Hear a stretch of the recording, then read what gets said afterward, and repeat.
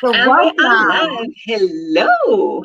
Hello and welcome to our Thursday edition of Conversation on Being with Rachel Silber and Dr. Helen Gitlevich. And we are talking today about Rachel Silber. Oy vey. Oh, Or, brace Because besides yourself. Conversation on Being, we also have the group Being You Without Hiding, and how much we've all been hiding away from the spotlight. And even Away from any light whatsoever.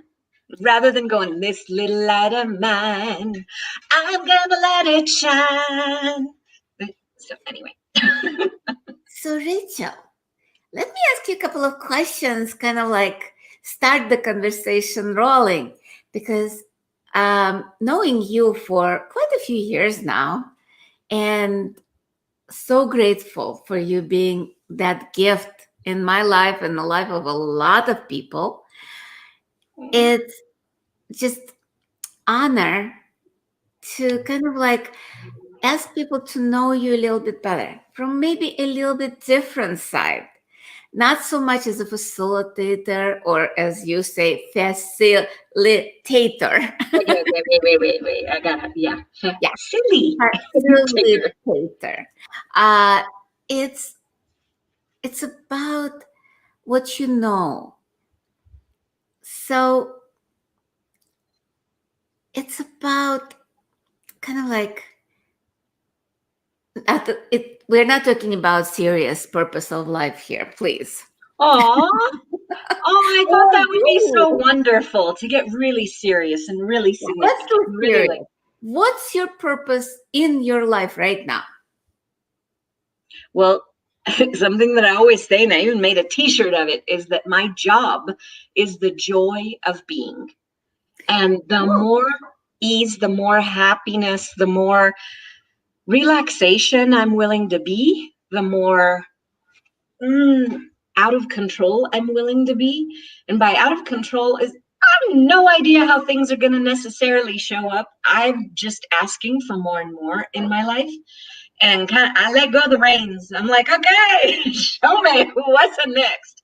And there's an adventure in that. Every day becomes this adventure of, I've got no idea what this is. I mean, I even got lost coming home from dropping my daughter off at school, past every cool. single. So What? I never know how it's going to show up, but it was so easy. I made it to her school and back in 30 minutes, something that usually takes me at least an hour. Yeah. Probably helped that it's So is not it as much really traffic. true that you lost?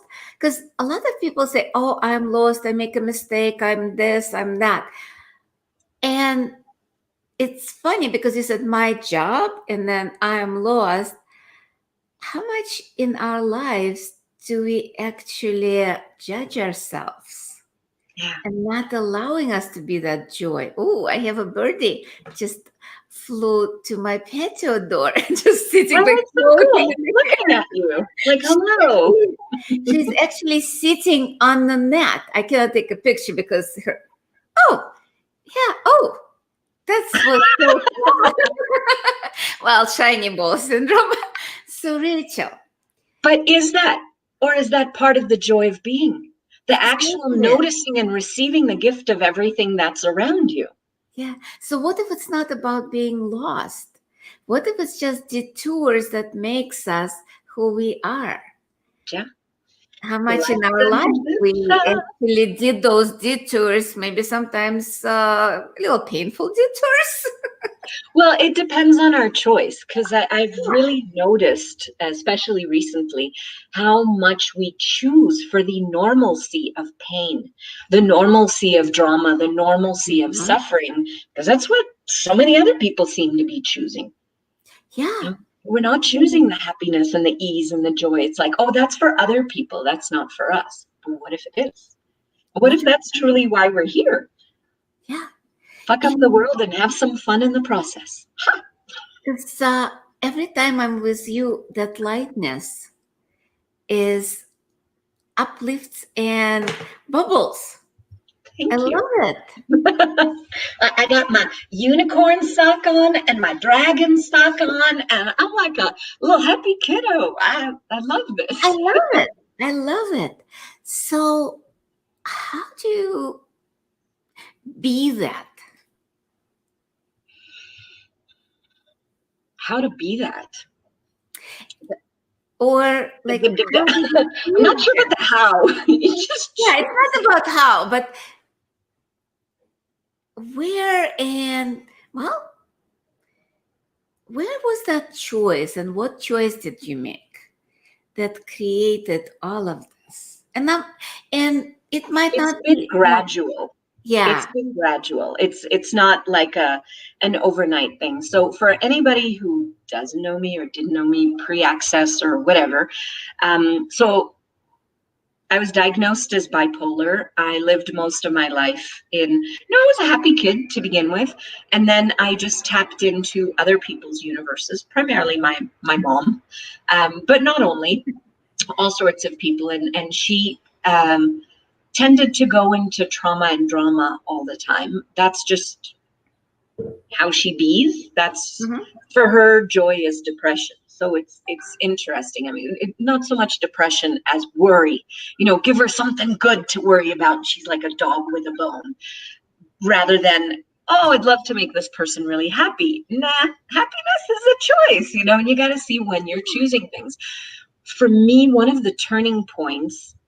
So sure, I'm an access consciousness facilitator, and I've been one for many years, as have you. And somewhere when I went to my first, and I've got a happy dog next to me, when I went, Annabeth, inside voice, please, even on the balcony. Thank you. When I went to Costa Rica for my very first certified facilitator training for access consciousness, and that's where I met you, actually, Helen. I was crying when we were leaving, and I would have identified those tears as tears of sadness. And Gosha, one of our friends in common, asked me, are those tears of gratitude? And I just went, whoa. It was as if someone pulled the rug out from underneath my feet. Yeah. Those were tears of gratitude. And I'd been trying to tuck them into this box of there's a wrongness, there's a sadness, there's a heaviness and a significance in this. But it wasn't. And when I got to see the lightness of it, that the gratitude is such a different energy than sadness, then I realized that there were lots of other areas where I had defined as sad.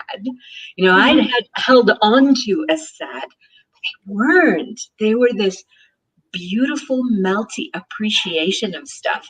And my kids laugh at me all the time because I could be standing out on the balcony and looking at the birds that are coming to fly nearby, or looking at a flower growing, or we've got an awesome view here, or with anything, and I begin to like tear up, and like, oh, mom's crying again. But they're not tears of sadness.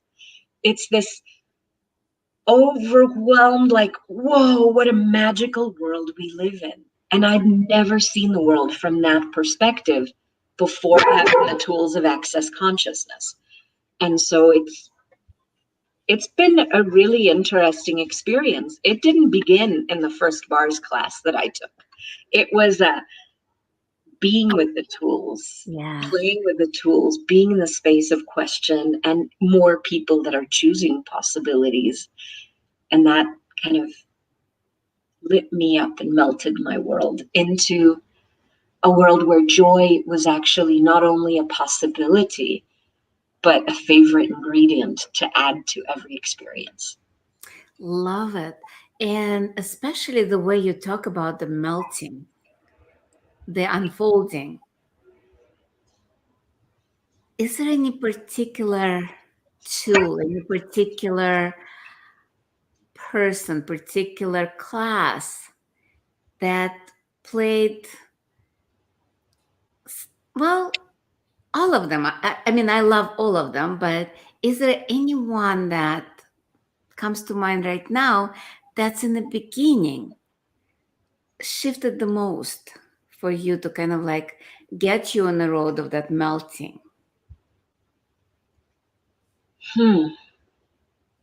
Wow. I'm not sure I could answer that with one class specifically, because it was really this awakening to recognize that it wasn't about getting the correct question, the right tool, or even asking a specific question, but recognizing that there was this beautiful energy beneath everything. It was when, I made a choice. I've been a bars facilitator since 2011 and a certified facilitator most of the time since 2013. But I did take a few months off where I wasn't facilitating anything, nor was I a facilitator. I chose not to renew my license for a few months. And it was fascinating to me because before then, I was trying to facilitate correctly, trying to be a good facilitator, trying to do access consciousness right. I love what you said. Do. Exactly. Do. And try. Exactly.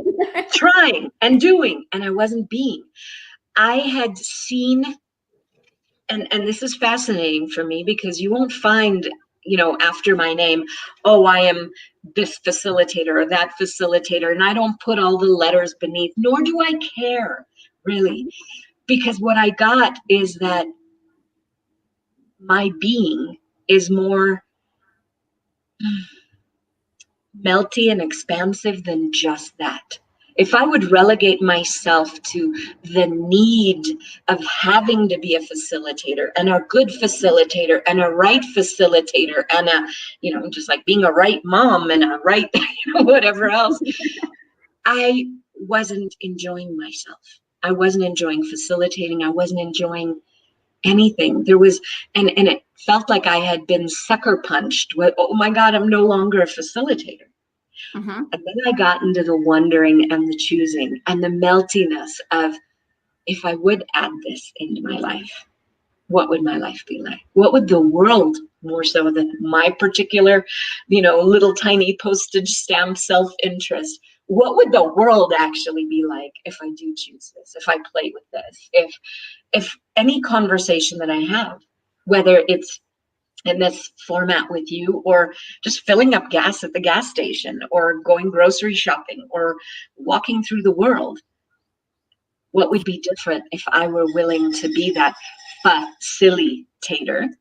Exactly. Or if I were rachelsilber, access consciousness facility, like all that serious stuff. No, and when I was able to let go of that significance, I was able to have it not be limited by, I've got to be this. And there's a different energy and a melty energy that comes with that joy, And that's the difference between doing and being. Yeah. And so with all of that, who is rachelsilber? I wonder. I mean, like, seriously or not seriously, I truly wonder.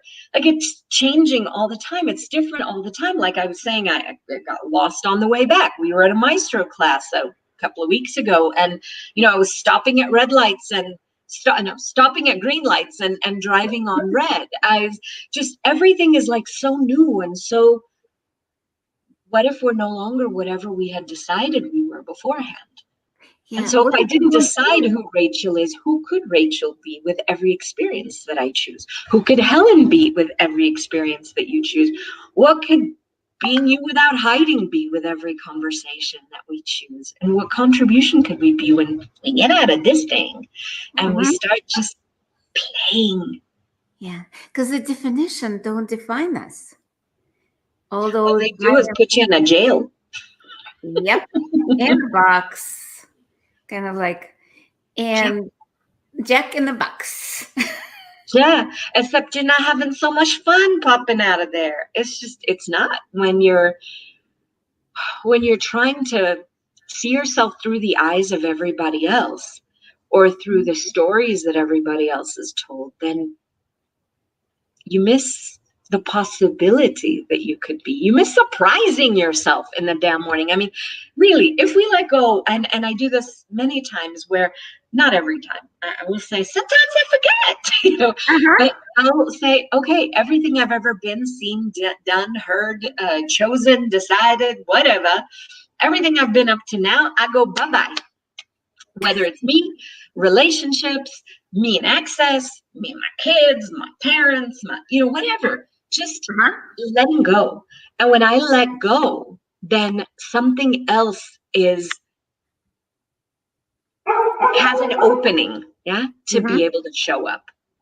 And it's so much fun to be able to have that. Like, so many things used to bother me beforehand when I was trying to get life perfect.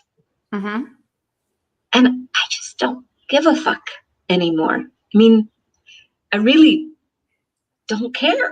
I don't care what people think of me much. A little. Generally, not so much anymore, because I've done so much caring about it that I've given me up in the process. And how is a life different when, like, and I know you still care. It's not like you don't care. It's more about choosing for you instead of against you. So how was your life different since you're actually choosing for you, choosing the joy instead of the drama? It's a lot more relaxing. It's a lot more fun. And you and I went out to lunch a few times in Maestro with another friend, and we just kept saying, it just doesn't matter. It just doesn't matter. Anybody who hasn't seen Meatballs, it's a scene from there, but it just doesn't matter. All the significance that we've made matter just makes things tough, physically tough on us. So I'll give you an example. I was driving Nestle to school this morning, and I took a street that I don't generally take, but there's no light there. So you have to kind of like mad dash across to be able to cross the street and continue on in traffic, right? And so I pulled out to see better. I pulled out maybe a tiny bit more than I needed to. Not much. And the other lanes were open except the one lane. And the car there insisted on slowing down, not from generosity of spirit, like, hey, come on through, we'll make it easy for you. No. Just to, like wave at me, or they made some sort of motion at me, not a very happy one. And I interpreted it my way, because their point of view is for them. How I choose to see the world's for me. So I looked at it as, they're slowing down a lot, so that I waited for one more car to go through, and then off I went. And as I was going, I waved at them and I blew them a kiss. And Nestle goes, what the hell were you doing, my daughter? What were you doing? You blew them a kiss? They're probably, flipping you off or something. And you blew them a kiss. And I said, well, it's up to them to think what they think. But I was so grateful to be able to go through the intersection. So it's that ease of receiving things however way you'd like to receive them. Because exactly. I love it because that changes perspective. Some people choose to be angry, some people choose to be happy, but we are the one choosing for us. We're the choosers, we're the choosers, we're the choosers of our reality. Just saying. Those choices actually create our lives, or do they? Oh yeah, they really do. Is that, to me, is a lot of, we have a mantra in Access Consciousness called all of life comes to us with ease, joy, and glory. It's not my business what life hands out.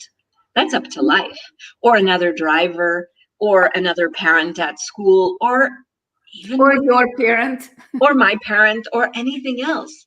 Yeah. My job, when I'm willing to embrace the joy of being, is to allow everything to come with ease, with joy, and with glory. So how it starts, that's its business. But how it comes, it can fertilize my space of possibilities. It can contribute if I'm willing. Like, it made me a lot more chipper and cheery when I blew a kiss at that driver. I didn't stick up a finger. I didn't go, I don't know if you've ever had any of those days around the wheel, or you've seen people where they just get so mad, they almost hunch into their. No. So we've all had those days. But it was so much fun to not let that dictate me. Or So how I was willing what to you're saying, in the face of judgment, you kind of like still be you. in the face of everything. Yeah, in the face of anything, just being you. And I know you're being you facilitator now. And I know you said that you don't like those titles, but yes, you are certified facilitator. You are being you facilitator. You are a maestro. There's so many titles. I never put any of those titles or anything on anything. It doesn't. You don't have to, but you're doing it. But there was something interesting. I still have been a lazy ass and haven't gotten my website updated. Even though lazy ass is relative, for me, it's just that's what maybe other people would be able to hear. For me, I don't care. But I was looking at a website, and one of the people that was looking at the website with me said, "Why don't you make it like rachelsilber.com?" And I said, but that's not, because my current website is ubjoy, right? .com. And she's like, no, it should be your name. And I thought, that is so funny, because my name is just one aspect of me as a being. I may show up currently as Rachel Silber, but I've been other things before, and I'll be other things, in the future. And so it's so interesting, because even that, when you say, who is Rachel Silber, or who is Helen Gitlevich, or who is any of the amazing Being You certified facilitators that we've been interviewing here, they're not just that. No. And it's so funny, like even trying to speak about that is putting it in a box. Right, because being you is much more than a name, much more than a title, much more than the family, relatives, culture, country. Yeah, it's much more.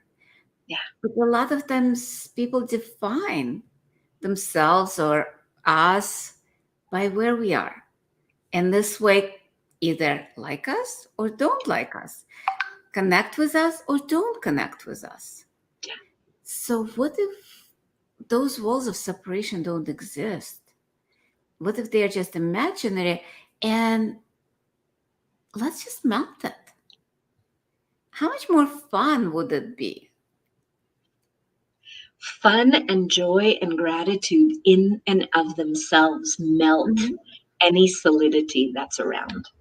Exactly. Like, you cannot have anything be solid and real and significant, like, grave, when you're willing to enjoy and laugh and have fun.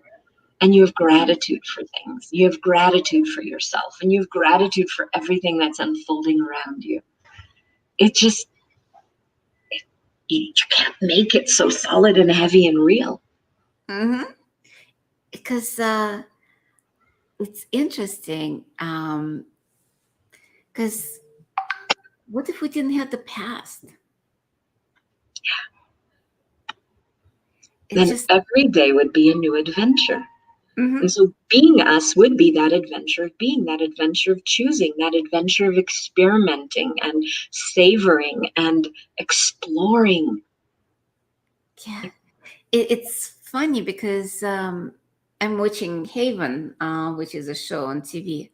And this woman in there, she shows up every 27 years as a new person. I like that. Doesn't remember her past. She remembers the past of that person she is now. She doesn't remember the 27 years ago or another 27 years ago. And so there is no past that haunts her. And yet there is a past that haunts her. Yeah, I was going to say, there's something that I would love to have, like that freshness. If you watch like 50 First Dates with Drew Barrymore and Adam Sandler, that's so cool that she begins the day, she has no idea who who she was or what's going on. And that I put some of my favorite questions beneath it, like, who am I today? Truly clueless. If I were willing to be that clueless, who am I today? What am I going to create now? So what adventures am I going to have?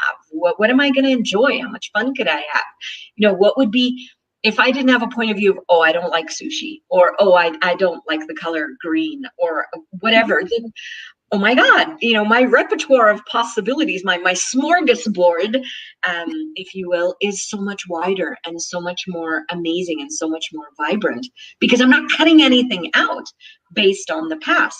Now, this particular lady, what if she could hold on not to the stories of limitations of the past, but to skills and capacities that she had in the past?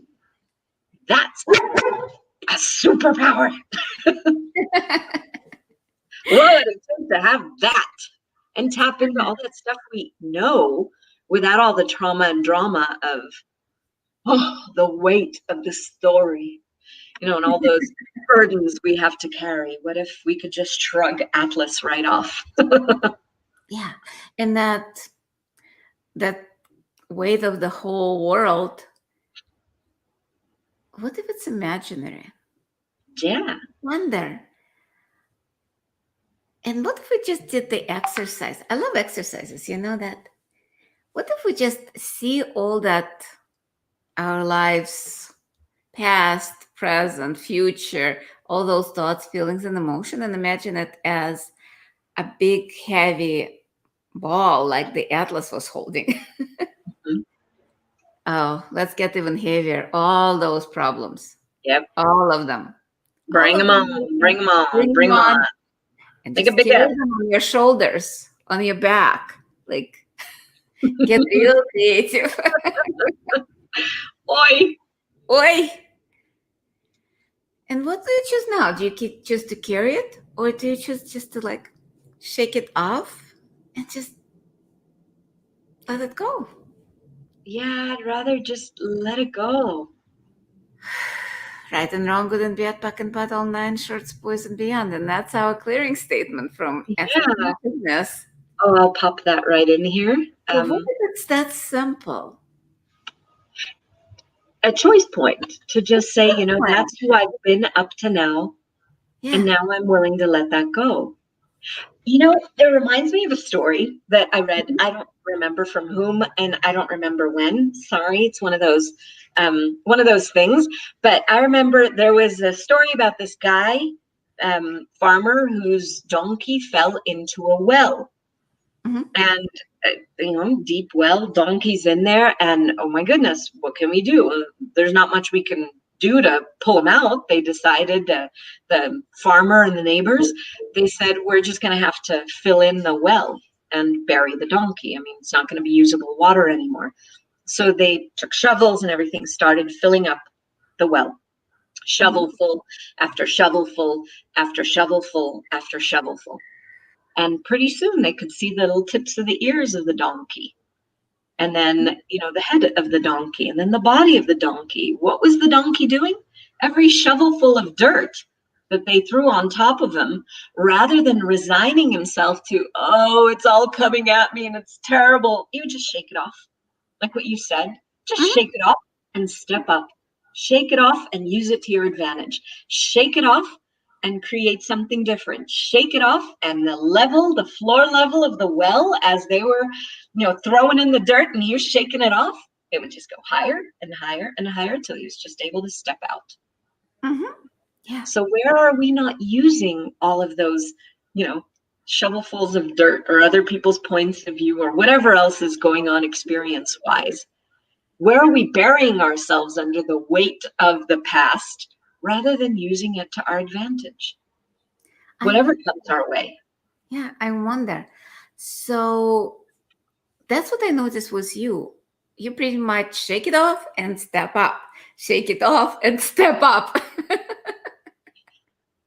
Well, I don't know if you remember this, Helen, but a few years ago, Helen she's a doctor, a medical doctor. She's an access consciousness facilitator. So I'm going to toot your horn for it.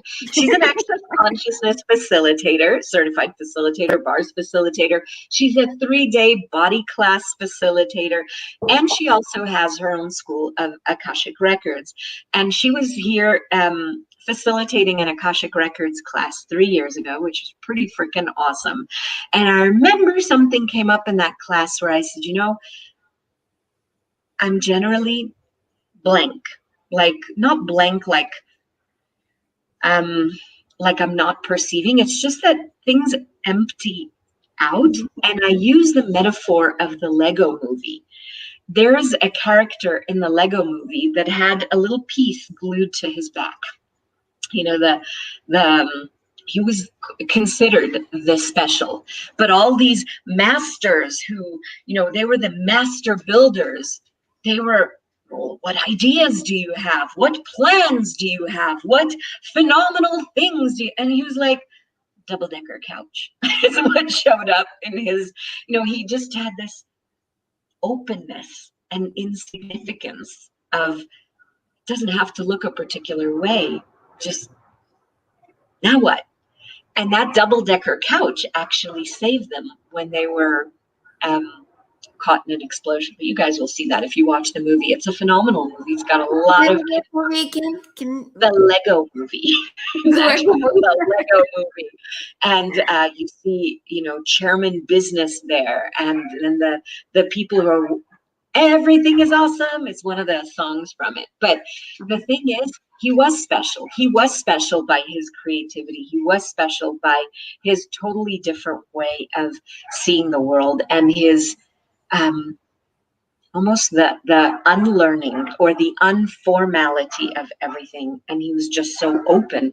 And that's what I was telling you with me. It's like, I don't, quote unquote, do this reality, quote unquote, right, or according to the way this reality works. I just truly, for me, having fun and laughing and being silly and enjoying is so much greater than almost anything else. And somehow things just magically work out by being willing to be that space of, well, I have no freaking idea what's going to show up or how it's going to show up. I just know something will. And trusting that. Because that space of possibilities is pretty much like vacuum. Because to me, like people think of vacuum as like the space. It's empty, but it's not. Nope. No. It's full of everything. And the more we're willing to relax and have ease and just be in that space. Yeah. Yeah. And how much more can fit into the space that's kind of like space versus the contraction that we do every single day with all our problems and all the things that we have to do, all the doo-doos. Yeah, all the doo-doos. Yeah. Yeah. Doo-doos. All the doo-doos. Yeah, they kind of stink, kind of like poop, all the orders, all the, oh, you can't do this. But what if you can? Yeah, I love when people tell me, well, this is the way it's always been done. Oh, I love that. Not. Yeah, like the total irreverence. I love Borat, one of my favorite movies, not from, oh my God, such comedic talent, but it's just that willingness to fuck with everything. Yeah. And I love that about Sacha Baron Cohen. And, I laugh hysterically through a movie like that, or some other ones that I've enjoyed that some people may say, well, that's a stupid movie. Well, yeah, and how much of what goes on in this reality is actually pretty dumb. Yeah, and it's actually funny. I saw a cartoon yesterday. It's in Russian, but I'll try to translate it. Okay. It pretty much shows, I don't remember the picture what it shows, but the wording was, this world feels right now like an infectious ward in a psychiatric institution. Yeah. That's pretty really much funny. the description. I was at the mall. There's like a grocery store attached to it, so I was there, and I walked through to go past Sorry. one of the other shops, and bless you, and I saw a sign that said, "Can we please restart 2020?" And I thought, that is just the silliest thing I've ever heard. So many people are, oh, can we please reset 2020? Oh, can we please, undo this? Oh, this is terrible. This has got to. No, why don't you take this 2020 and shine with it and have fun with it? And just, if you had no point of view, what can you create beyond what you've created before? What's available that you never realized could be available? And fuck it, it's already December. I think those people could take the sign down because we're about to go into 2021. Why would you want to still be resisting and fighting 2020 and what was and even what is right now, instead of just going, wow, I wonder what 2021 would have in store. I wonder what else is possible now. And I wonder how much fun can I have if I'm not bringing myself down? What if I could shake it off and step up rather than keep directing energy at it? What else is available? I wonder how much we can actually enjoy even adversities if we didn't resist them. Yeah. Well, I wonder actually if we weren't so busy, because literally to resist, we have to hold on to different points of views, right? So if we didn't waste our energy on resisting something, what could be available if we actually relax into what is and into asking questions and not be so busy in resisting and fighting and getting mad at everything? Yeah. What would be possible? What would be open? What would be available? I wonder, because with everything, like sometimes I would get leg cramps, and I used to kind of like cramp up because it hurts. But contracting it to it. Contracting it, and it would get worse, and then it hurts for like a couple of days afterwards because I contracted it. Yeah. But now it's more like, okay, it's a cramp. I'll just let it be there, cramping for a little bit, and then eventually it goes away and it's fine. Yeah. So with pain, with problems, a lot of times relaxing into that solves it. Is it that it solves it or that it just keeps moving anyway? It keeps moving anyway. And we are moving with that. Or we're moving around it, maybe even in a different direction. I know, so whenever we have, 10 million thoughts going into our head, sometimes we think we are that thought or that point of view or that whatever that we're aware of, but it's not necessarily who we are. And if we try to hold on to it, we go with it, Yep. Rather than allowing it to just go through. It's like, oh, I see you. Yeah.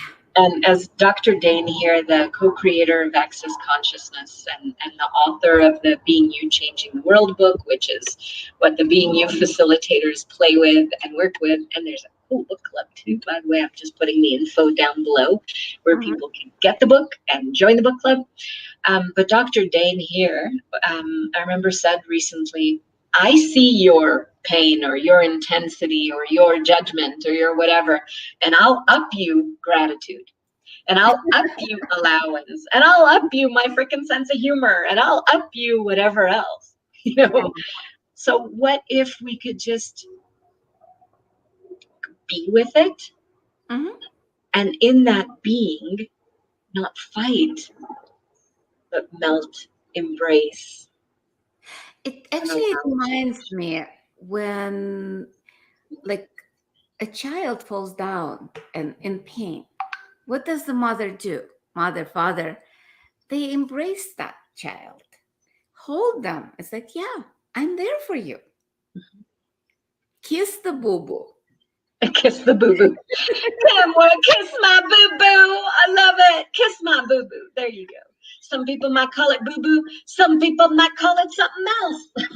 Yeah. Who cares? It's just like whatever you kiss is your thing. That's right. I was going to say that I would have loved to say, when you were asking me about which class most shifted me, I wanted to be able to say the Being You class, but I only recently took my first Being You class. So that would be a freaking lie, and I'm not going to do that. But I will say that when there was that willingness to be, willingness to see the world in a different way, my ability to receive from the Being You class, from the Being You book, and from Access Consciousness changed dramatically. And I wanted to say to anybody who's watching this now, the Being You classes with any facilitator, they have no prerequisites. They're each different. They're so amazing. They are an invitation for you to be something beyond you've ever imagined. Is not being whatever story you've been, but actually like discovering, uncovering, choosing, exploring, creating you choice by choice. And Dr. Dane here, the founder of, co-creator, not the founder, but the co-creator of Access Consciousness and the founder of Being You, being the author of the Being You Changing the World book, he's having a class on the 17th of December called Being You Changing the World. And it's 3.5 days. There are no prerequisites, and I will be there. You know, Helen will be there too. And I wonder what gift it could be for you if you're willing to explore and see and just open the door to some of that melty, irreverent, joyful. His classes are funny. I'm just going to say that. We laugh. Things shift and change when you're willing to be. Yep. Relaxedly you. And I wonder what that could contribute to so many people right before the end of the year. What if you could kiss 2020 goodbye with trying to be anything in particular and welcome 2021, or actually not just 2021, every single day being you? What would that be like? What would? Yeah. It would definitely be a lot more fun. Yeah. And I love this that we said the other day, you know, happy holidays. And what if every day could be a holiday, a holy day when you're willing to be wholly, fully you? Yeah. And what's coming up for you? What classes are coming up? I have been I haven't scheduled anything specifically for December.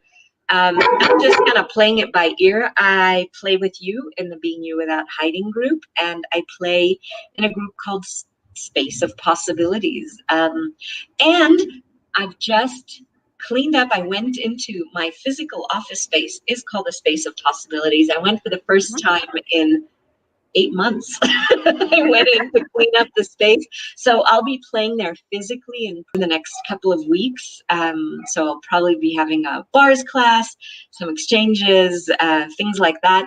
And I have a foundation class that's coming up the 8th of January.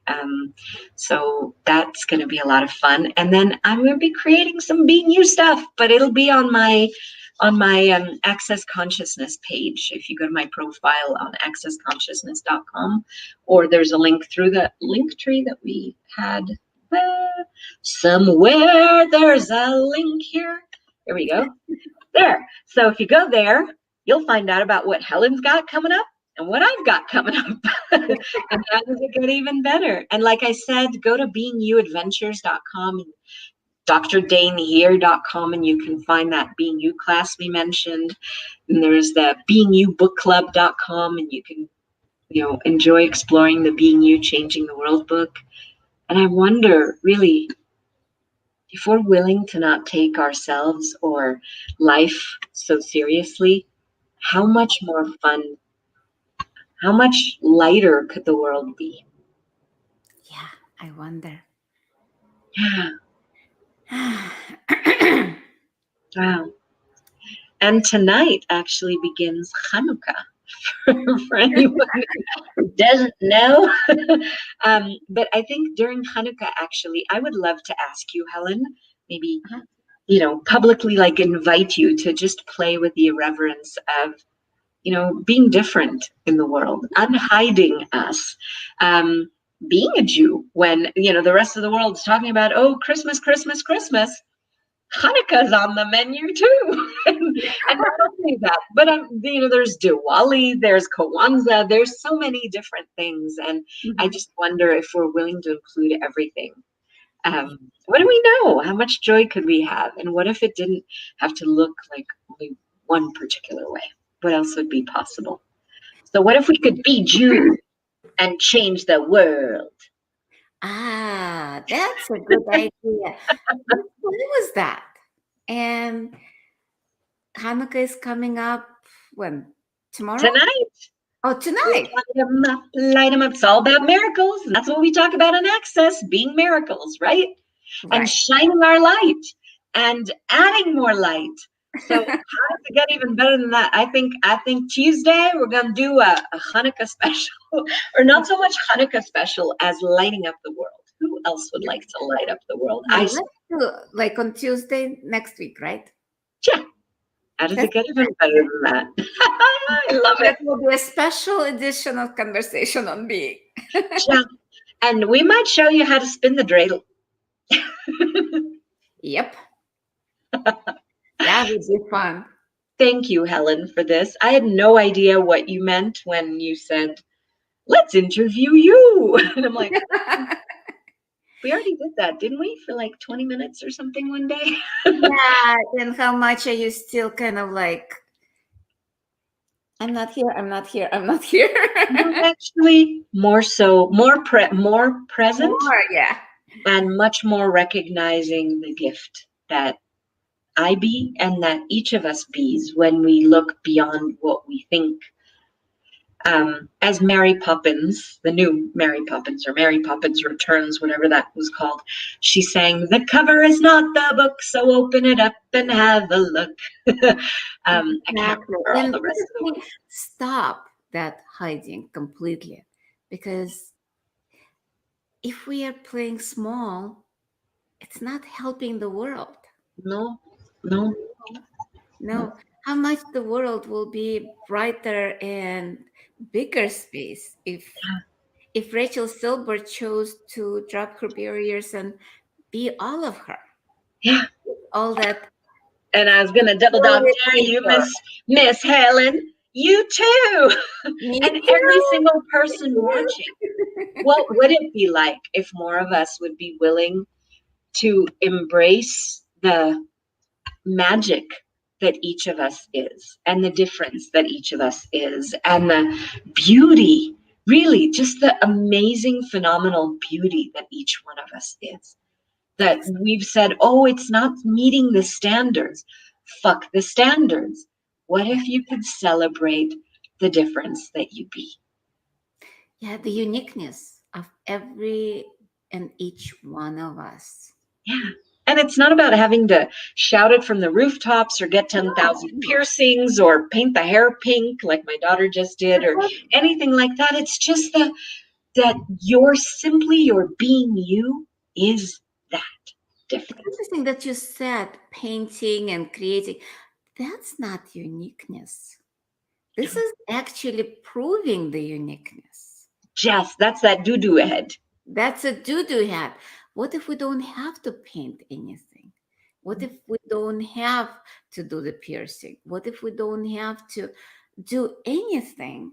Just be ourselves. I like that. Yeah. I'll have what you're having, Missy. I like that very, very, very much.